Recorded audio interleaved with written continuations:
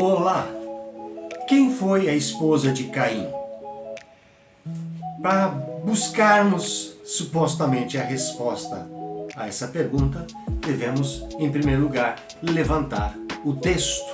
E ele está em Gênesis, exatamente no capítulo 4, versículo 16, que diz: Então Caim afastou-se da presença do Senhor e foi viver na terra de Nod, a leste do Éden. Caim teve relações com a sua mulher e ela engravidou e deu à luz Enoque. Depois Caim fundou uma cidade a qual deu o nome do seu filho, Enoque. Embora a Bíblia não afirme nem nos dê nenhuma pista de quem seria essa suposta esposa, nós vamos trabalhar com algumas possibilidades. E é bom lembrar aqui duas questões importantes. A primeira: Adão e Eva tiveram a bênção de Deus, que está descrita em Gênesis capítulo 1, versículo 28, que diz: Sejam férteis e multipliquem-se, encham e subjuguem a terra.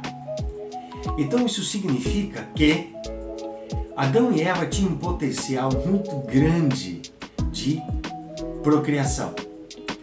Além disso, já no texto de Gênesis capítulo 5, versículo 4, diz que Adão e Eva tiveram muitos filhos e muitas filhas também.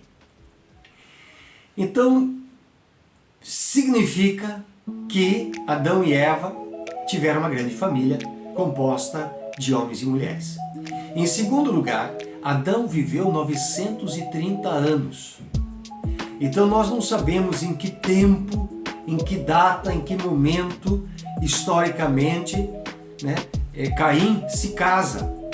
Mas já sabemos que ele teve, portanto, muitas irmãs e possivelmente muitas sobrinhas também.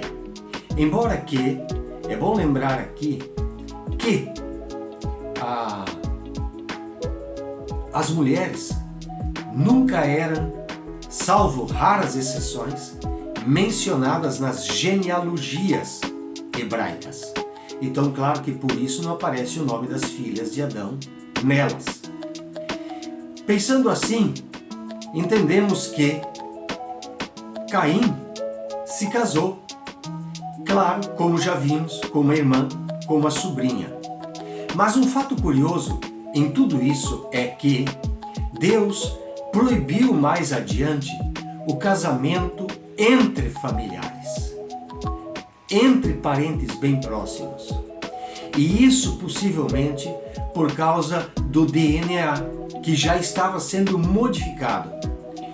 A gente já sabe hoje, pela ciência moderna, que a cada fecundação que ocorre, há um enfraquecimento do gene.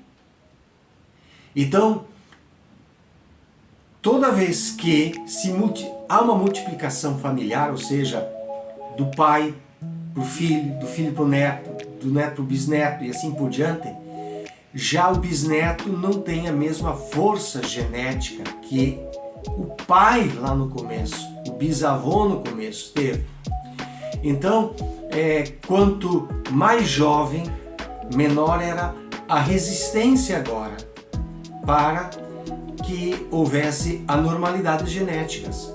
Então Deus proibiu o casamento entre os semelhantes da família, porque já estavam havendo possivelmente vários conflitos e várias crianças nascendo com problemas.